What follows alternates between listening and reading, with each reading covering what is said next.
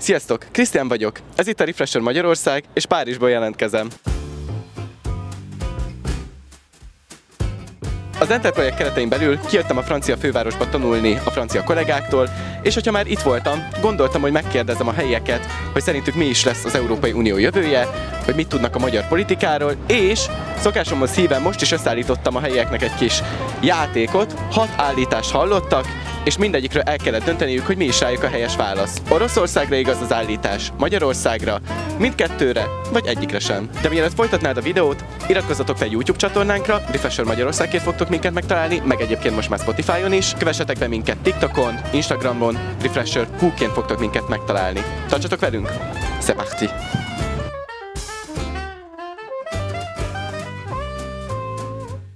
Quel est l'avenir de l'Union européenne? Oh la direct. Il est incertain l'avenir de l'Union européenne à cause des différents partis qui souhaiteraient en sortir. Moi je pense que, si vous voulez mon avis, c'est quelque chose qui devrait continuer. On devrait rester unis tous ensemble pour promettre un avenir meilleur, que ce soit sur le plan de l'écologie ou même par rapport à toutes les guerres qui se passent, rester unis pour essayer de garder un peu d'humanité.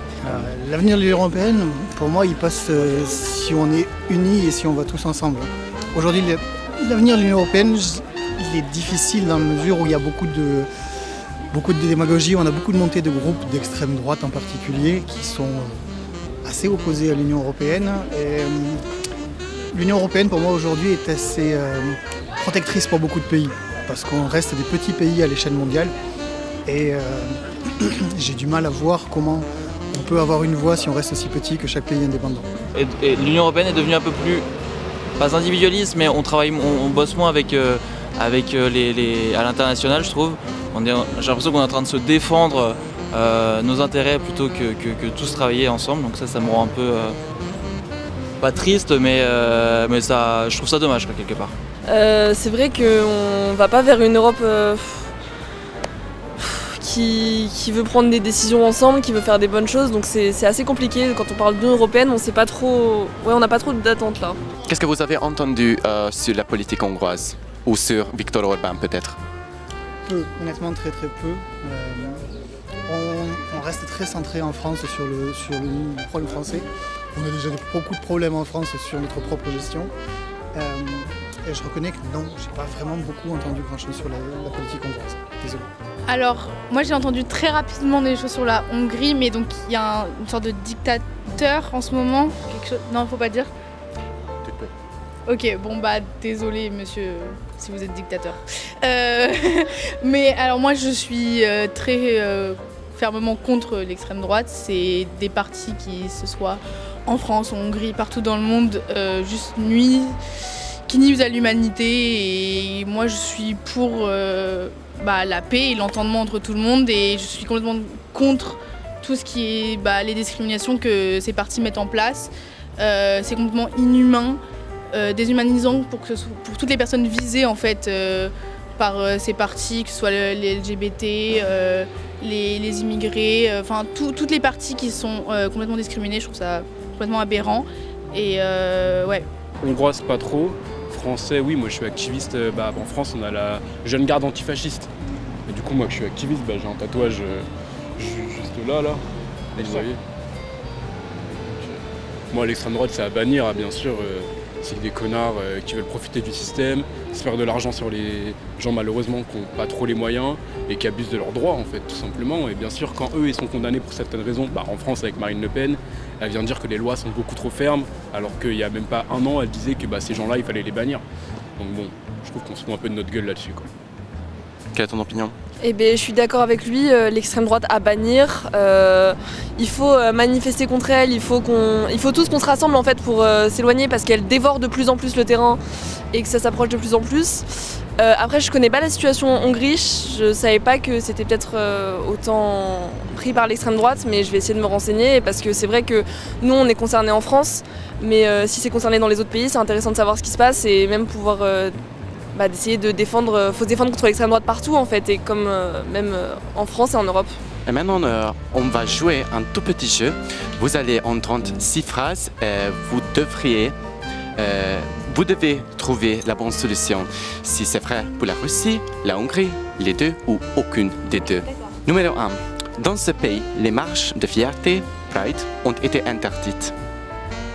Moi, je dirais les deux. Moi j'aurais dit Russie. Ouais. Les deux. La Russie. Peut-être les deux, hein. Je dirais la Russie. Auprès, les deux. Belle connerie, je dirais. C'est un manque d'ouverture d'esprit. Qui veulent cacher ça derrière les enfants, mais les enfants ils ont rien à voir là-dedans, faudrait les laisser tranquilles. Enfin au contraire, c'est même les gens les plus purs là-dessus et qu'est-ce qu'on vient cacher ça derrière? Non, c'est des conneries, ils veulent juste dire ah c'est pour protéger les enfants, pour se donner une bonne image. Et non, pas du tout non. C'est des gens qui ont peur, pour moi c'est juste des gens qui ont peur. Oui, non, c'est débile, c'est homophobe, c'est vouloir cacher quelque chose, c'est vouloir restreindre des gens, c'est vouloir empêcher des gens de vivre, de s'exprimer, et c'est n'importe quoi. Enfin, on peut avoir peur de n'importe quoi, on décide d'avoir peur de l'amour, c'est des conneries. Numéro 2. Une université internationale a été expulsée ou empêchée de fonctionner dans ce pays. Moi, je pense les deux encore. Oh, j'aurais dit les deux aussi. Russie.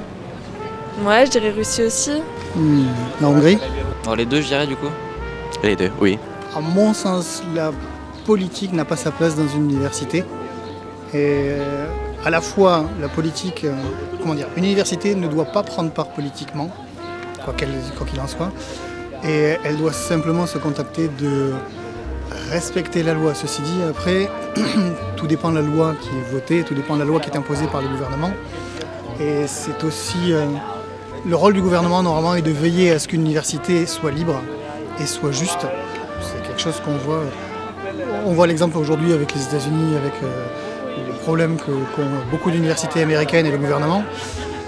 Et étant moi-même dans le milieu de la formation, je pense qu'il faut dissocier très très clairement la politique et la formation.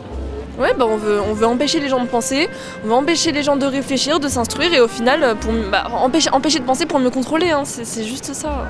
Les études de genre, Gender Studies, ont été interdites dans les universités de ce pays. Je dirais la Russie, c'est sûr.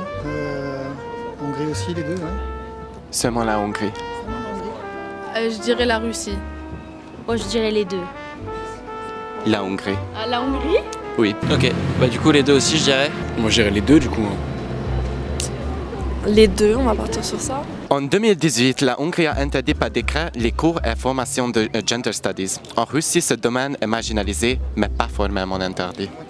Moi je pense que l'éducation c'est la marche vers le progrès, ça a toujours été comme ça et que s'éduquer s'éduquer de quelque chose ça permet de mieux le comprendre et de permettre de plus s'accepter, donc bannir ce genre de cours et d'éducation c'est juste alimenter la haine que les humains ont les uns envers les autres.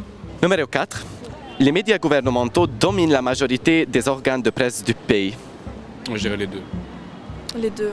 Alors, j'aurais dit la Russie, mais vu comme ça part pour la Hongrie, je dirais les deux. Les deux, oui. Ah, les deux. Les deux.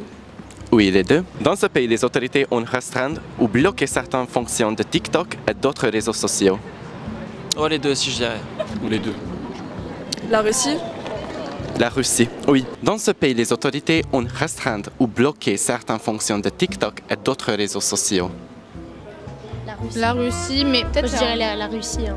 Ouais, mais je pense que les réseaux sociaux aussi, peut-être les deux, non? Que la Hongrie ou les deux? Seulement la Russie. Et finalement, le gouvernement de ce pays étiquette régulièrement des ONG comme agents étrangers.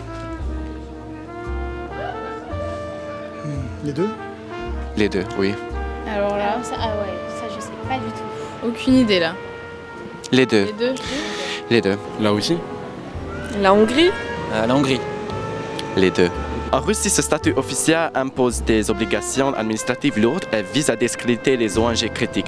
En Hongrie, une loi similaire adoptée en 2017 a été annulée par la Cour de justice de l'Union européenne, mais le discours du gouvernement continue de stigmatiser les ONG financiers de l'étranger. Et voilà, qu'est-ce que vous en pensez? Ayant entendu tout ça. Je trouve que c'est déplorable et que j'espère que la Hongrie avancera vers de meilleurs jours plutôt que régresser dans le passé et des systèmes de pays qui sont arriérés et qui juste poussent les gens à se détester les uns les autres. Bah, je pense pareil. Et puis, par contre, je savais pas du tout que la Hongrie avait vraiment cette politique très restreinte par rapport à plein de choses. Donc j'en ai quand même appris pas mal suite à cette interview. Oui. Bah, c'est triste, enfin, genre je sais pas où on va factuellement, c'est juste triste. C'est triste de vouloir opprimer un peuple, de vouloir opprimer des gens. Enfin, moi ça me révolte hein, personnellement et je pense qu'il faudrait tous qu'on manifeste, même si c'est facile de dire ça parce qu'on est à Paris, on est en France en fait tout simplement et on a le droit de manifestation, on peut manifester, mais si on va se prendre on va se faire gazer, on va se faire voilà, mais on va dire que généralement ça va, mais il faudrait qu'on se bouge tous en fait et qu'on leur montre que bah non. Juste non, c'est pas possible de faire ça, de réprimer les droits humains, c'est contre la Constitution et ça se fait juste pas, genre. En fait, c'est dingue parce que justement, je connaissais la situation de la Russie et la situation de la Russie, on la connaît tous. Et j'avoue que la situation de la Hongrie, ça m'échappait totalement. Et donc de découvrir tout ça, c'est aberrant. C'est aberrant, c'est décevant et j'imagine que ce pays il plonge de plus en plus vers l'extrême droite et c'est quelque chose qu'il faut absolument changer. Et j'espère que là-bas il y a aussi des jeunes qui se manifestent et qui se battent pour empêcher tout ça. Köszönjük, megnéztétek a videót! Hasonló tartalmakért iratkozzatok fel YouTube csatornánkra, Refresher Magyarországként fogtok megtalálni minket, ahogy egyébként Spotify-on is, és kövessetek be minket Instagramon, TikTokon, Refresher Q néven találtok meg minket. Találkozunk a kövi videóban. Sziasztok!